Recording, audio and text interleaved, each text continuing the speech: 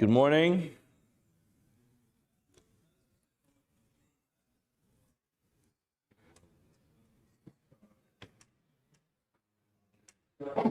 Good morning. Good morning. Today's daf is Shevuos daf Mem Aleph. We begin our daf this morning by thanking our sponsors. We thank the annual Talmud Torah sponsor, the Tilson family of Eretz Yisrael. We thank them for sponsoring all the shiurim of this year as a zechus for Basuras Torah for Klal Yisrael, for Am Yisrael. We also thank our Talmud Torah sponsors for the month. We thank Dr. Steve and Dr. Terry Zinn for sponsoring all the shiurim of this month in memory of Steve's mother, Doris Zinn Dvora Bas Yisrael, on her fifth yahrzeit. We also thank our Daf Yomi sponsor for today, Aryeh Feig, Ila Nishmas, Alter Mordechai Tzvi, and Yitzchak Isaac, whose yahrzeit is today. And then Shama should have an aliyah, and the family should have a nechama. So today's daf is daf Mem Aleph. We're going to pick up on daf Mem Amud Beis at the words Amar of Anan. It's about 2/3 of the way down the page. Amar of Anan, Amar Shmuel, Tuanu Chitim, V'Kadam, V'Hoda Lo B'Seorim, Im Kima'arim Chayiv, Im B'Miskavin Potter. So the Gemara says the following. Anan makes the following statement. What happens if you have a very clever person who knows the halachos of yesterday's shir? Now, he recognizes that there's a halacha called Moed B'Miktzas, which means that if someone comes to me and he claims that I owe him money, and I admit to part of that loan, and whether it's money or it's items, we said it's still the same halacha. If I admit to part of an obligation, the halacha is going to be, I'm going to have to take a shavua. But this person also knows that if I admit to something which is not mimin hataina, it's not exactly the same thing. In other words, if you claim that I owe you wheat, and I say it's not true, I owe you barley, so then that's not considered to be a hodah b'miktzas. That's not considered to be a partial admission, and therefore I'm going to be off the hook. I won't have to make a shavua. The person also knows the halacha that if you claim two things, even though they're not the same thing, you claim chitim, wheat, and se'or, so barley, so wheat and barley, the person admits to wheat and barley, so he's going to have to make a shvuah, like we said yesterday, even though there are two different types of claims here, there's wheat and barley. If you're going to admit to one of them, that's considered to be a hodah mimin hataina, and you're going to have to make a shvuah. Now they have this person, he's very smart. He recognizes that if the claimant comes here and says that I owe wheat and barley, and I admit to the barley, I'm going to have to take a shvuah. So what happens? The guy brings him into Beis Din, and he says to him, "Sir, you owe me wheat." Before the guy has a chance to say anything else, the guy says, "I owe you barley." That's it. He shouts out, "I owe you barley." So now, what Ranan is saying is, if the Beis Din picks up on this, and they think this guy is just trying to get ahead of himself, because he knows if he allows the guy to finish his sentence, he's going to say, "You owe me barley as well." Now, once he admits that he owes barley, now he has to make a shavua on the wheat as well. So therefore, he gets ahead, and he says, "I owe you barley." Now, what is the Beis Din here? The Beis Din here is a guy saying, "You owe me wheat." The guy says, "I owe you barley." That's not a partial admission. That's considered an admission which is not mimin hataina, and he'd be off the hook. So Rav Anan says the Beis Din has to be able to be very sharp about what's going on over here, and therefore, Tuanu Chitim, the Kadam, the Hodah Lo B'Seorim, he got ahead of himself, and he admitted that he owes barley. Im Kima'arim, if it looks like he's just trying to trick everybody, Chayiv, he'll still have to make the shvuah. Im B'Miskavein, if that's actually what he really meant, he just was trying to be honest, and he wanted to be very upfront. Potter is going to be exempt from a shvuah because it's hodah, which is not mimin hataina. Amar Rav Anan continued. Amar Shmuel, he said, Tanu shtei machtin. A person says, "You owe me 2 needles." I guess 2 tailors. They work together. Maybe his needles broke in his sewing machine. So he said to the guy next to him, "Can I borrow 2 needles?" Now, v'hodalo ba'achas man. He admits that I borrowed 1 needle. What's the halacha? Chayiv. He's chayiv to make a shvuah. Why? This is the classic case of hodah b'miktzas. The claim is you owe 2. He admits to 1. He has to go ahead and make a shvuah. Lefigo, says the Gemara, Yatsu, it comes out, Kalim L'mashahin. When it comes to kalim, doesn't have to be of high value. Needles are again, it could be some needles be very expensive. But we're talking about needles as an example of something which has very low value. And since the Gemara is proving over here that even though yesterday we said when it comes to money, there's a requirement that has to be two kesef, we had this machlokes between Rav and Shmuel if the denial has to be 2 kesef or if the entire claim has to be 2 kesef. When it comes to when it comes to items could be even as simple as a needle. Even if it's worth very little, still you can have the concept of Hodah b'miktsas. If you admit to a partial obligation, you have to take a Shevuah. Omer of Papa. Papa has the following case. Tanu kelim upruta. So here you have a hybrid. Person says, you owe me objects and 1 pruta, so a minimal amount of money. V'hoda b'kelim, he admits that he owes the actual kelim. V'kafar b'pruta, he denies that he owes the pruta. What's the halacha? Potter. He's exempt from taking a shvuah. This is similar to what Rav said, which is the denial has to be 2 kesef, 2 coins. Just denying 1 pruta is not sufficient, and therefore you would not have to take a shvuah. However, hoda pruta, what if he admits that he owes the pruta? V'kafar b'kelim, he denies the kelim. So then chayiv, he's going to be obligated to take a shvuah. Gemara explains chada karav chada k'shmuel. Gemara went through these cases to show us. In one case, the halacha is like Rav. You want to bring out Rav's halacha that the kfira has to be a minimum of 2 coins. The chada k'shmuel was saying the case of Shmuel, which is when you claim 2 things and admit to one of them, it's considered to be a hoda'a mimina taina. It's an admission which is similar to the claim, and therefore he's going to have to make a shvuah. The Gemara explains that. Chada karav d'amar k'firas taina shtei kasef. The first one is like Rav, who says when you have a denial, it has to be 2 coins. Chada k'shmuel. The other one's like Shmuel. D'amar tanu chitim usa'orim. You claim 2 different things. V'hoda lo ba'achas mehen, and you admit to one of them is considered to be a hoda'a mimina taina, which is similar to the claim, and chayiv is going to have to take a shevuah. Next case, the Mishnah says, Manali biyadcha. Person claims, Reuven goes to Shimon and says, Shimon, Manali biyadcha. You owe me money. And Shimon responds and says, Ein lecha biyadi klum. I owe you nothing. In other words, you have nothing in my hands. You have nothing on me. I owe you nothing. He denies the entire thing. The halacha is potter. He's not obligated to take his shvuah. Amar of Nachman. Of Nachman now advances what we mentioned yesterday. Umashpian also shvuas heses. We require this person who denied it to take a shvuas heses. Shvuas heses is a shvuah midrabanan rabbinic oath that he has to take. Heses, the term heses, Rashi over here explains, it means something you place upon him. In other words, this is an imposed shvuah, a rabbinically imposed shvuah that he has to take. My time, what's the reason why Rabbanan decided that this person has to take a shvuah? In other words, Reuven goes to Shimon and says, Shimon, you owe me money. Shimon turns around and says, what? No idea what you're talking about. Why is it all of a sudden he has to make a shvuah?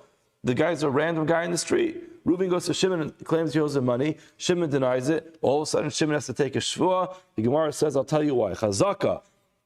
We've established that it is a chazaka. It's clear. Ein adam tovea elam kein yeshlo. It's not normal. People don't just walk over to another person and say, you owe me money if they don't owe money. So if he's claiming that Shimon owes him money, he probably does owe him money. He doesn't have enough on him to obligate him to pay for it. But therefore, the Rabbanan said, since it's very uncommon for Reuven to walk over to Shimon and claim that he's owed money, so the fact that he did means there's something going on here. We therefore are going to impose a shevuah on Shimon. The Gemara says, Adrabah, the opposite is true. Chazaka ena demeis panu b'fnei b'chova. We have a chazaka that a person is not going to just have the audacity to deny a loan. Again, it takes a certain amount of chutzpah. If you borrowed money from somebody, to just deny it.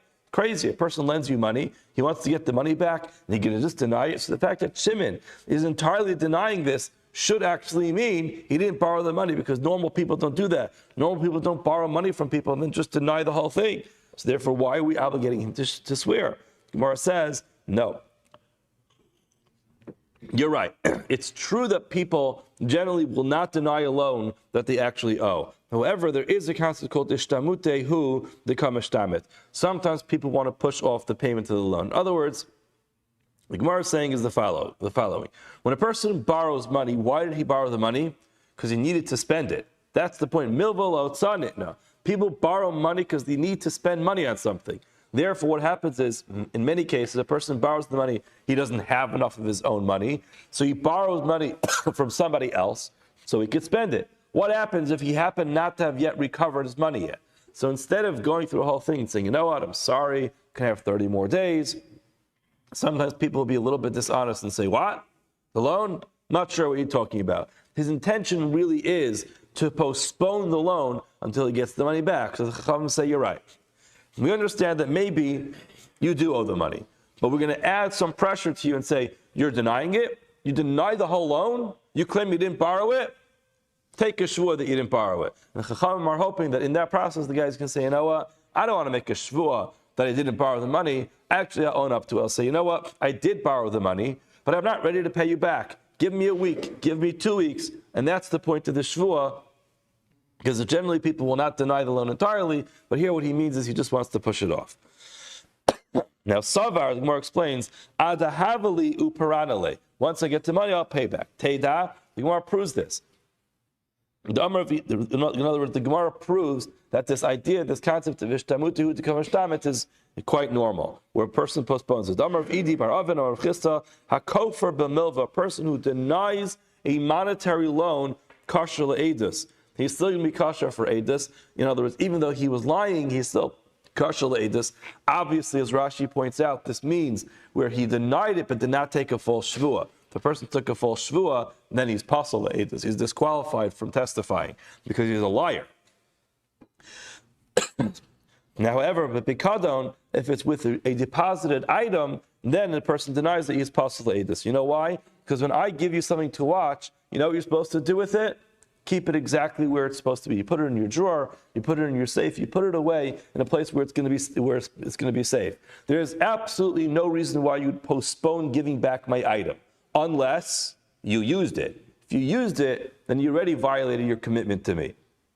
So therefore, when it comes to monetary things, people borrow money because they want to spend it. Sometimes when you spend money, you expect to have a return on your investment, but sometimes it takes a little bit longer than you expect. So instead of going through the whole discussion, sometimes people will be a little bit dishonest and say, you know, I never borrowed it. The intention is to say that I'll pay you back next week. However, when it comes to an item that you're watching, you're supposed to hold on to it. Therefore, if you claim that you don't have it, that means it's not there, and then you're already in violation of your commitment. Rav Chaviva Masni HaSefer. Chaviva, he learns the concept of a Shevuos Rabbanan, a rabbinic Shevuah on the Sefer, which is the end of that Mishnah says, Manali biyadcha. Reuven goes to Shimon and says, you have a mana of mine. Amar lo, Shimon says, Hain, that's true. I do owe you a mana. L'machar, the next day, Amar lo, he says to him, you admitted you owe me the money. Can you please pay up? So L'machar Amar lo, he says to him, Taneoli, give it to me. The guy says, Nasativ l'cha, I paid you back. What's the halacha?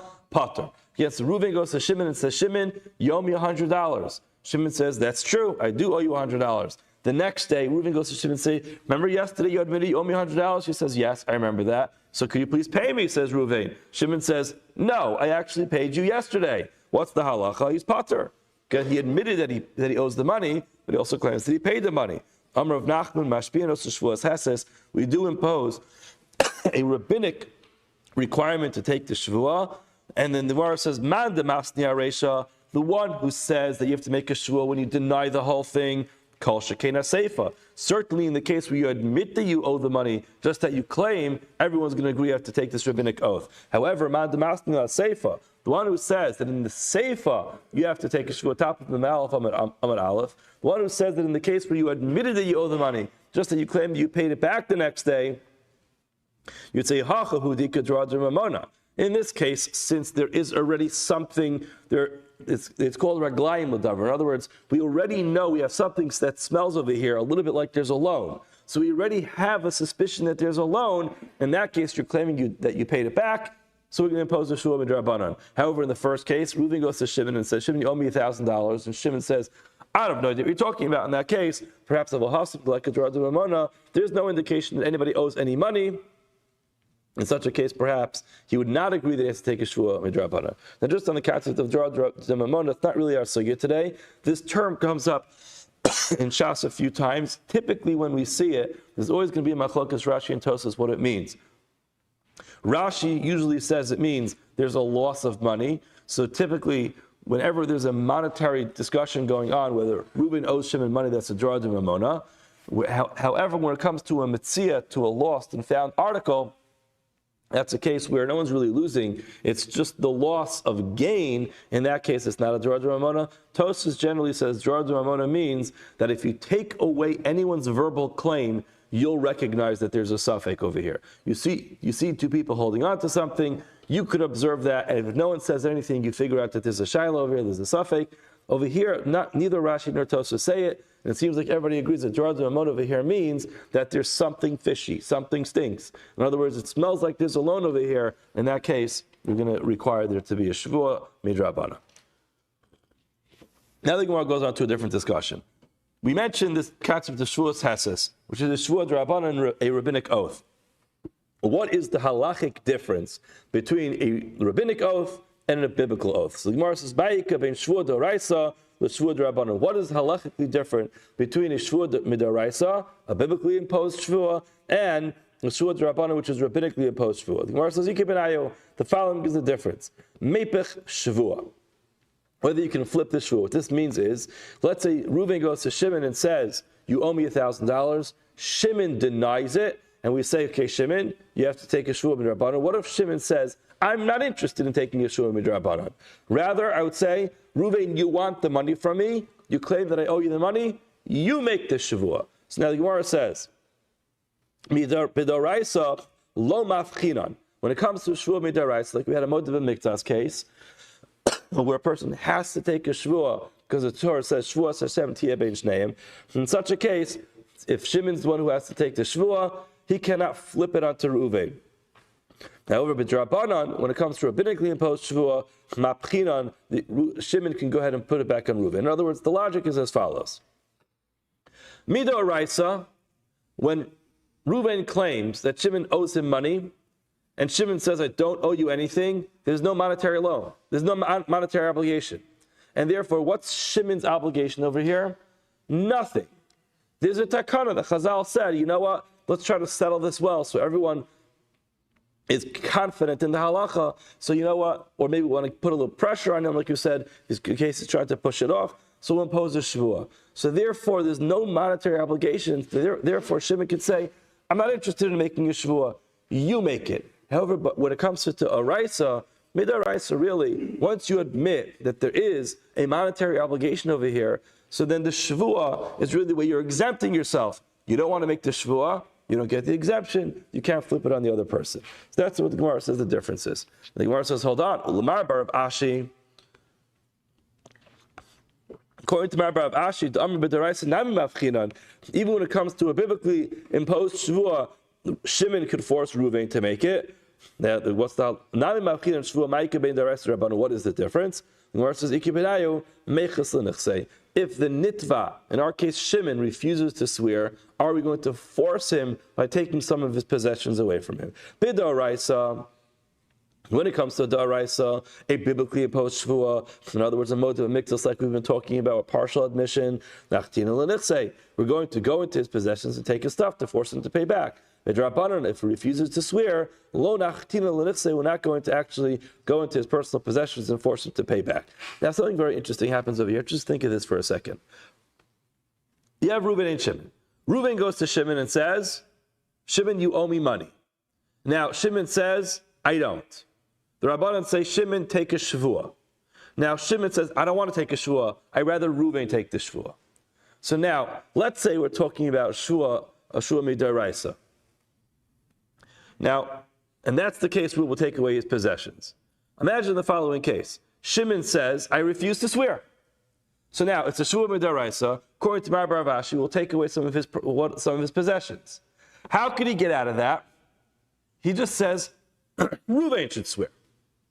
Now, if Reuven doesn't want to swear, Reuven doesn't get it, and he's off the hook.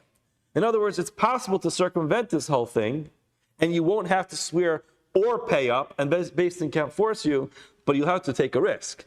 Because Shimon, if he allows Reuven to take the Shevuos, so then, if Reuven takes the Shevuos, he gets to take the money. There's nothing he can do about it. If he refuses to pay, Beis Din will go ahead and seize his property.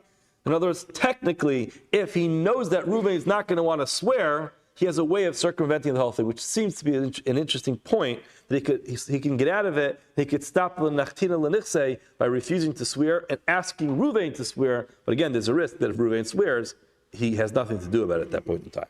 In other words, he can no longer at that point, Beis Din's no longer going to allow him to swear to get out of it. Beis Din's never going to set up a situation where we know that there is a false oath being taken. In other words, you can't have Reuven swear that you owe me and Shimon swear that you don't owe me. Beis Din's not going to do that.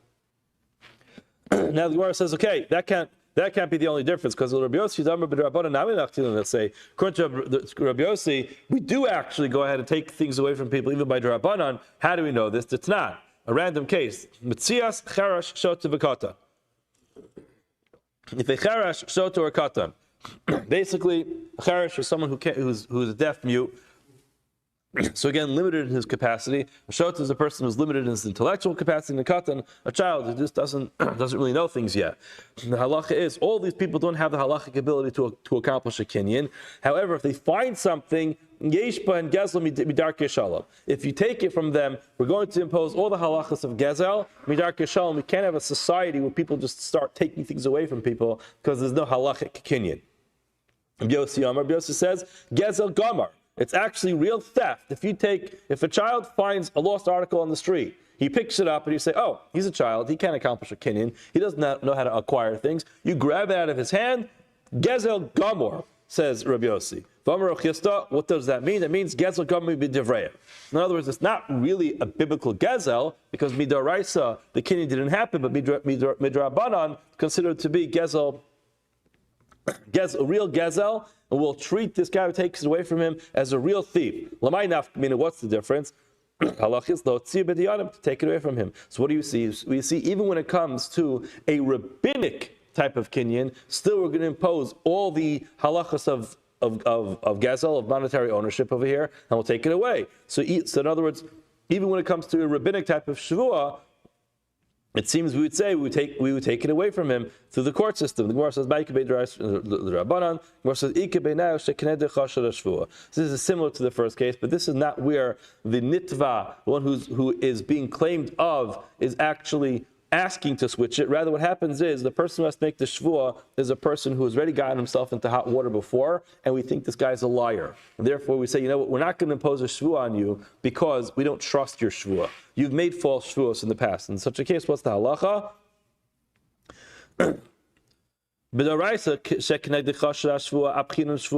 When it comes to a biblical obligation, if the person who has the shvuah imposed upon him is suspected of lying, the Beis Din's going to voluntarily say, you know what, you have to take a shvuah, Shimon, but we don't trust you, so therefore we'll ask Reuven to do it. However, when it comes to Rabbanan, the whole shvuah is an imposed solution. But we don't make a double solution to say, listen, we're going to impose a shvuah on Shimon, but Shimon is not trustworthy, therefore we're going to say Reuven should do it. It's a double level of atakana. We don't do that. Now the Gemara says, in other words, the Gemara is wondering what happens according to Rabbanan. If there's a shvuah, we don't force the guy to pay up. What do you do? How do we enforce our system? The Gemara says, Misham tinale, excommunicate him. You put him into cherem. In other words, this guy becomes isolated completely. We quarantine him. No one can talk to him, no one can do business with him until he pays up. The Gemara says,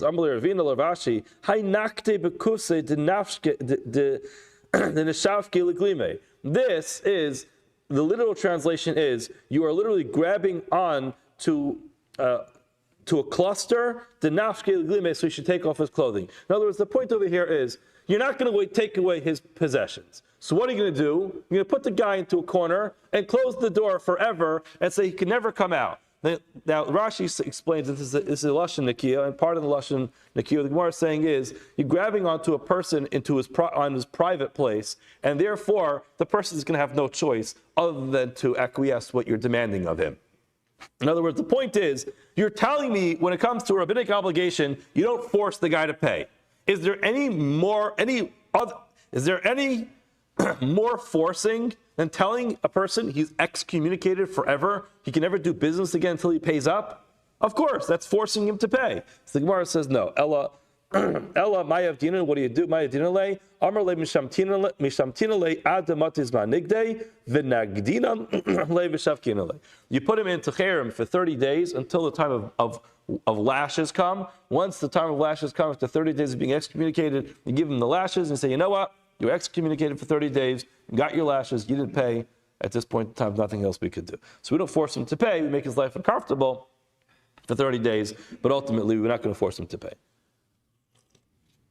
Amar Papa, hi man, the apik stara chavre. You have a person who pulled out a document on his friend, which says he owes him money. V'amar le stara peruahu. The person says, yes, I did actually borrow money from you with that document, but I paid you back. Amrin le lav kol kaminach. Say to me, not believed. In other words, there's a star here, you're not believed. Zil shlip, go pay. V'im amar, what if he says, lishtavali? Listen, I'm confident I paid you back. I know you still have the document that says I owe you the money. Listen, I would like you to swear that I still owe you the money, I didn't pay you back. Yes, go ahead. You should make a shvuah that he didn't pay you back. So Amar of Acha Brei the Rav of Ashi. What's the difference between this and a pogam shtara? What does pogam shtara mean? Pogam shtara means when a person admits that a loan document has some type of flaw in it. The typical example, Rashi actually quotes this over here, is that when it comes to a ksuba, when a woman's owed the money for her ksuba, when she admits that her husband paid back part of it. In other words, the halacha is, if I have a document that says Ruvain owes me money, and now I go to Ruvain and I say, listen, Ruvain, you owe me money, but I'm admitting some parts of this document are not accurate. In such a case, I would have to make a shevuah that he still owes me the rest of the money. Now, Gemara saying something very interesting here. If Reuven goes to Shimon and says, you owe me $1,000 as stated in this document, and Shimon says, not true, I paid you back, then the halacha is, Shimon could require Reuven to swear. Now, why should Reuven have to swear? There's nothing wrong with that document. That document is perfectly fine. And the Gemara asks this by saying, the only time we find that the one who is claiming, that, in other words, the lender has to take a shvuah, is if he admits that the loan document has a flaw in it. In that case, he has to swear. But here you're telling me, even if the loan document has no flaw in it, we could ultimately impose the shvuah on him. So what's the difference between a document that has a flaw in it and a document that doesn't have a flaw in it? In both cases, you're requiring him to make a shvuah. Or it says, in that case, where the guy ultimately admits that the loan document has a flaw in it, we as Beis Din are going to say, you know what? Take a shvuah. Ta'ina le'anan. Hacha, in our case, where the loan document is perfectly fine, Amrina le zil shlim, go pay, v'itayin v'amar shtabali. If the one who borrowed the money says, you know what, I really would feel more comfortable if you took a shvuah because I'm quite confident I paid you back. Not quite confident. I know I paid you back. Amrina le zil shtava. Now the Gemara says something interesting. If the one who's claiming the money over here is a Torah scholar, he's a Talmud Chacham, lo mashbin le. We're not going to make him swear. In other words, a Talmud Chacham walks into Beis Din holding onto a document that says Reuven owes him $1,000 or Shimon owes him $1,000, and Shimon says I paid you back. Then Shimon's going to say, you know what? I want him to swear. We're not going to make the Talmud Chacham swear. It's degrading. A guy walks into Beis Din holding onto a document that says someone owes him money. We're not going to start imposing a shvu on him because it makes it sound like we don't believe this Talmud Chacham.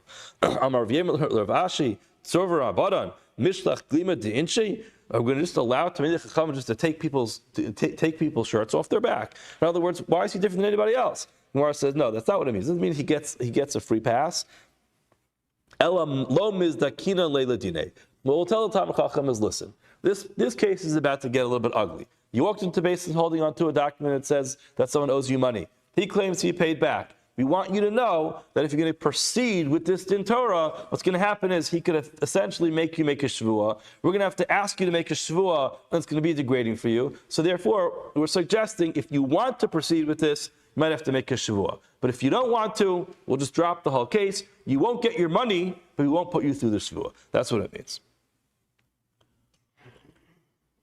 Getting back to our Mishnah, Manali biyadcha. So the Mishnah gave a number of cases where if he claims it was paid back, whether he's believed or not, and the Mishnah said if he made this claim in front of Eidim, if he borrowed in front of Eidim, he has to pay back in front of Eidim. The Gemara says as follows: Amar Rav Yehuda Amar Rav, Hamal v'es chaver be'edim, a person lends money to his friend with Eidim. In other words, there are witnesses there at the time of the loan. Tzarach lefaro be'edim, he has to pay him back in front of Eidim. When this halacha was said by Rav Asi in front of Shmuel, Amar li, Shmuel said, Yachal lomar lo particha b'fnei ploni uploni. In other words, this halacha is never going to be relevant. Why? Because, let's just play out the case. Ruvain lends money to Shimon in front of two Eidim. What's the halacha? Shimon has to pay back to Ruvain in front of two Eidim. Shmuel says, Shimon could simply just say, I did pay you back in front of two Eidim. Now, where are those Eidim? I paid you in front of Levi and Yehuda. They went away, they're gone, they traveled, they moved away. So therefore, they're not here anymore. In other words, the fact that he could always claim that is always going to undermine the whole idea that he has to pay in front of Eidim. So therefore, since he could just claim that he paid in front of Eidim, identify two random people and say they now live in China, we can't get a hold of them. So therefore, the whole thing falls apart. Tanan. We learned to the Mishnah, Mana li b'yadcha. Person says, Reuven says to Shimon, you owe me a mana. Amarlo, he says to him, hey, yes, I do owe you that money. Lamachar, Amarlo, we learned this earlier today. He says to Tneili, give it to me. And he responds, he says, I did give it to you. What's halacha? Potter. He's potter. Now the Gemara says, V'hahacha, kivan de tave be'edim, since he claimed in front of Eidim that he owes him the money, command the osve be'edim, and says if he lent him the money in front of Eidim. And still, what's halacha? V'katani, potter. and we learned the halacha is that he's potter. So what do you see? That even though he claimed in front of Eidim that he owes him the money,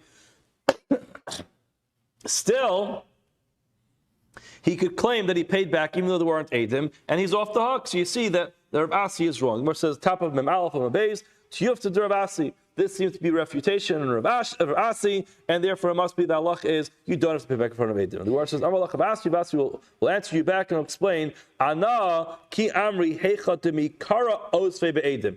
I was talking about when he actually lent him the money in front of Eidim. Delo l'didei hemne. He's clearly saying, I don't trust you. So in other words, Reuven goes to Shimon the other way around. Shimon goes to Reuven and says, lend me $100. Now, if Reuven responds and says, no problem, but hold on a second. Let me just call Levi and Yehuda over to watch this because I want to make sure that I have security. What's he indicating? He's indicating, I don't trust you. And therefore, he's saying, I don't trust you. I want you to borrow in front of Eidim, and I expect you to pay back in front of Eidim because I know what's going to happen here. I know that tomorrow you're going to say you paid me back. So therefore, in such a case, he has to pay back in front of Eidim. In the other case, what happened? He lent him the money in private. Clearly, he trusted the guy. So the fact that there was a conversation that took place in front of Eidim does not indicate that he's makpid, that he's actually going to require him to pay back in front of Eidim. It's just happened to have been that way, but it's not an indication that he has this specificity that he wants to be paid back in front of Eidim. Rav Yosef Masni Hachi. Rav Yosef learns the following. The opposite. If you lend someone money in front of two witnesses, you do not have to pay back in front of two witnesses. However, if he says, don't pay me back unless they're Eidim, what's the halach in such a case where he stipulates this condition, don't pay me back unless they're Eidim. In such a case, he has to pay back in front of Eidim. Now, Shmuel, when he said this in front of Shmuel, Shmuel responded the same way. Amarli, you said, even if you said out to don't pay me back unless they're Eidim, still, he could say, you're right, I had to pay back in front of Eidim, and guess what? I did. Where are they? They traveled to Medina Siyam, to a faraway city, and therefore you don't have them. Tanan, the Gemara now brings the Mishnah. Manali b'yadcha, you owe me, it's our Mishnah, you owe me a mana. Amarlo hein, he says, yes I do. Amarlo, al titnei ala b'fnei Eidim. Don't pay me back unless there are witnesses there. Lamachar amarlo tneoli. The next day he says, pay me back. What does he say? Nesativ lacha. I did give it to you. What's halacha? Chayiv. He is obligated to still pay. Why? Because he has to pay in front of Eidim. What does this seem? What does it seem like from here? You have to do Shmuel. Shmuel's incorrect. In other words, Shmuel seems to say that you can never require a guy to pay in front of Eidim because you can always claim there are Eidim who travel to another country.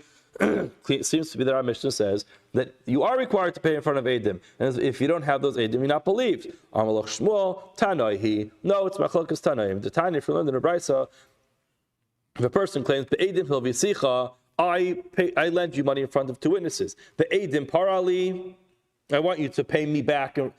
It's Parali, pay me back in front of Eidim. O Yitain, O Yavi Raya, Shanasan. Or you have to go ahead and bring a raya that you paid back. What's the halach? Rabbi Yehuda ben Beseira Omer, Yachar Lomar Lo. He could respond and say, even though you required me to have Eidim, you could still say, Yachar Lomar Lo Partich B'fnei Ploni Ploni. I paid you back in front of the following two people. They traveled away. That's the night. In other words, you can get out of this problem by saying, I did pay back in front of Eidim. They're just not here anymore.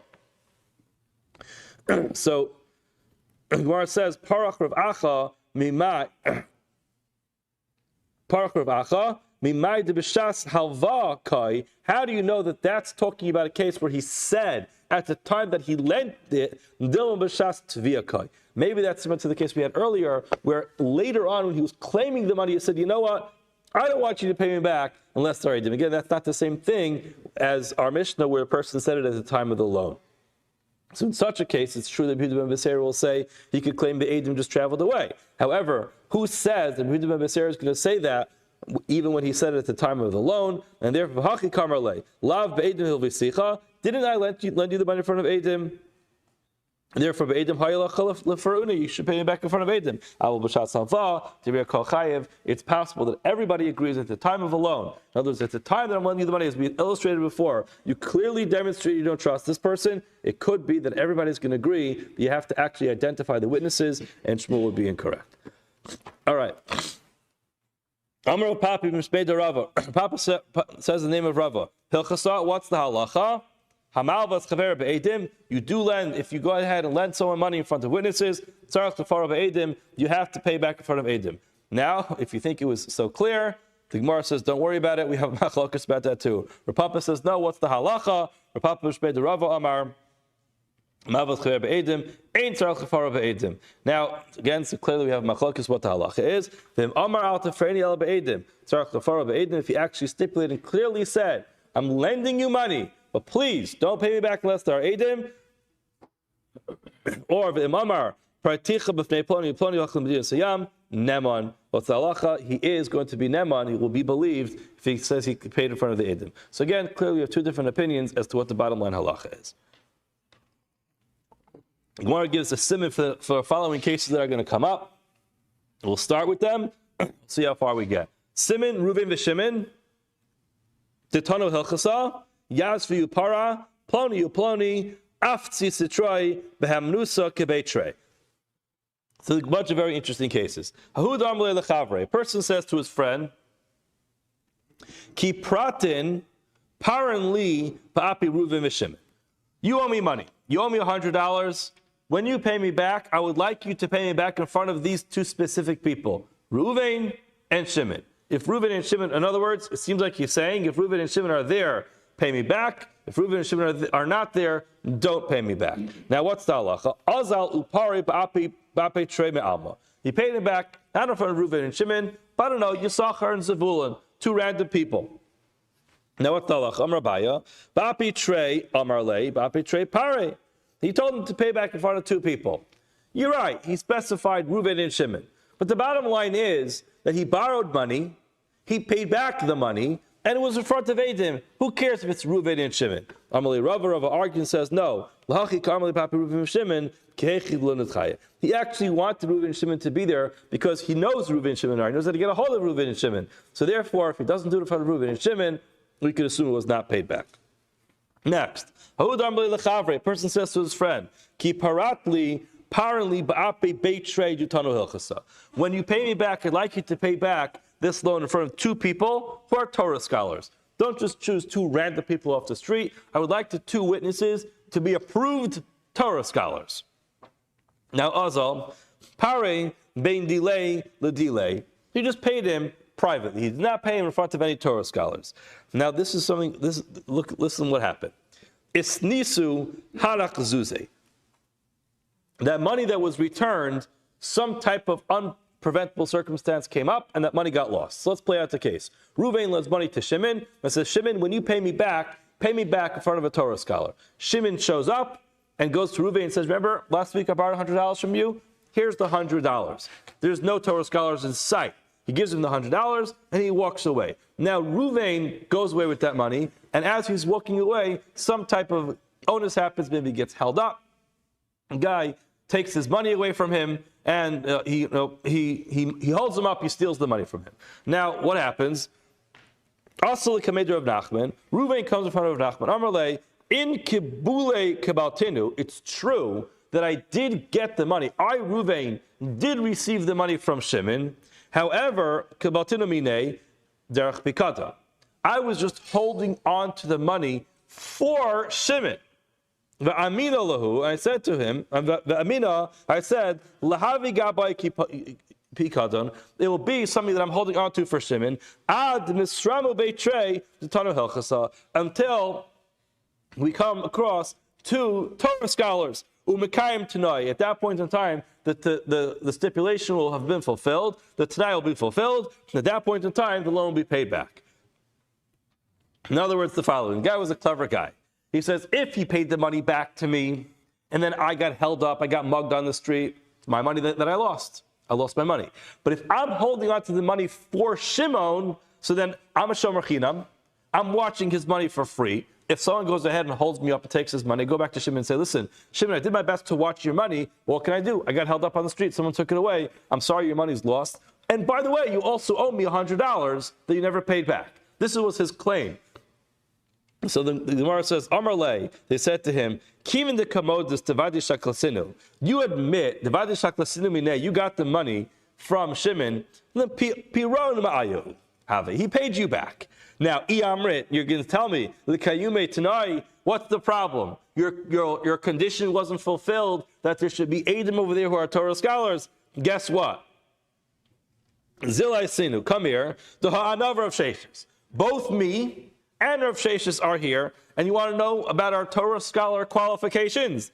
The Tanina Hilchasa, we actually know halachos, Visifra, Visifri, Vitosefta, Vikula Tamuda.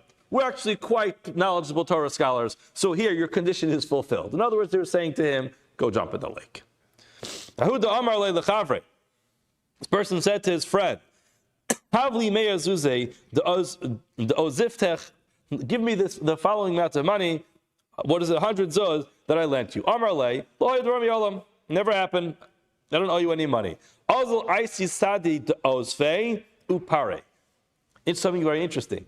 He found witnesses that were actually there at the time of the loan. The only problem was that these witnesses said, we were there at the time of the loan, but we were also there when he paid you back. So we're not going to be helpful to you. So what's the halacha? Amar Abaye, my navid, ew. Sorry, my navid. What should we do? Inu Amri Osfe, these two witnesses are here to actually substantiate the loan, and they say he borrowed it. But Inu Amri Pari, the same people who are substantiating the loan are actually saying that he paid back, so we can't really help you. There's nothing we can do.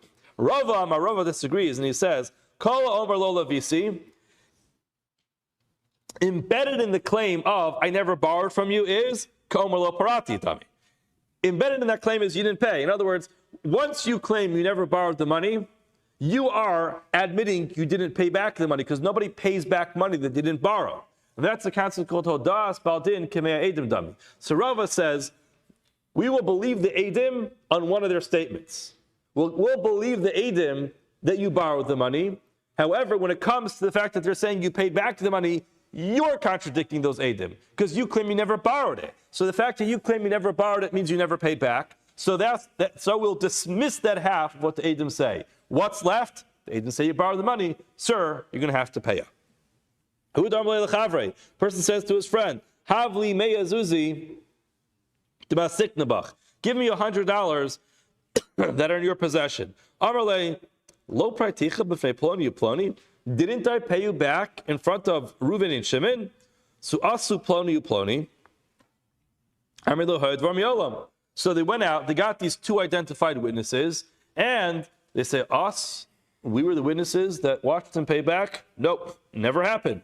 Sover of Sheishus Lemeimar, Huksa Kafra. This guy has now been officially established as a liar. Why? He claims that he paid back the loan in front of Reuven and Shimon. Reuven and Shimon say the whole thing is a Baba Maisa, never happened. We didn't watch this guy pay back the loan. So Amalei Rava, no, Abai, I'm going to disagree with you. Kol Mils de Luramia le de Inish Lava Daite. Sometimes you have an obligation to know things. Sometimes you don't have an obligation to know things. In this case, you are not required to pay back in front of Adim. You're required to pay back. You're claiming you paid back. Now it happens to be, you think Reuven and Shimon are there, but it's not an halachic obligation that you should know that Reuven and Shimon are there, and therefore it's possible that you mixed up the identities of Reuven and Shimon, and it could be that's a mistake, but that's not going to prove you as a liar. Let's do one more case. A person says to his friend, Havli shis meyazuze d'masiknabach. Give me 600 zuz. It's important to remember, 600 zuz d'masiknabach that you owe me. In other words, that I have in your possession. Amar le, he said to him, Vlav praiticha meya kavi aftzi dekaima beshita shita. Have I not paid you back 100 kav of aftzi? Aftzi is, I'm not exactly sure what it is, some type of nut that grows on a tree that they used to use for working hides. I don't know exactly what it is. I'm not sure. What? Nuts. Okay, I still don't know what it is.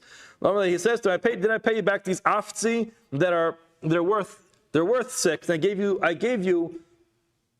100 of them. So in other words, 6 times 100 is 600. So I paid you back the proper value. Sarmalay, no, incorrect. Lav, it was ba'arba abba v'kaim. It was only worth 4. In other words, so you did give me these aftzi, but only $400 worth. Asu Tresadi, 2 witnesses came. V'amru, they said, in the arba havikami. These were only worth 4 at the time, so therefore, according to your calculation, that it was 100. So it turns out you only paid back 400. Amar Rava huksa kafra. Rava says he's a liar. Why? Because he claimed it was worth 6, was really worth 4. Amar Rabbi Bar Chama, no. Rava, why don't you go back to what you said before? Ha'amrit, you told us, Kol Milsa de Laramia led in Inish Lava Daite. Didn't you tell us when people don't have to know something that they could make a mistake? In other words, this guy is not a nut dealer, so he doesn't know exactly how much they're worth. So therefore, he thought they were worth 6, and therefore that's why he claimed it. But again, his claim is I paid you $600 worth. He's sticking to the fact that he paid $600 worth. He happened not to have known the value of the nuts, and therefore he said the wrong amount. But he still claims he paid you back the $600. How did I get to $600 from all these nuts? Maybe I gave you $400 worth of nuts and $200 in cash, and maybe I gave you more nuts. Whatever it is, I know I paid you back. Rava responds and says, no. Amrava katsosa de tira mitker de kirianchi. People know how much things cost, and therefore, even though it's maybe not a halachic obligation for him to know about it, he knew about it, and the fact that he lied about it means that he's a liar. We'll stop here for today. Have a wonderful day.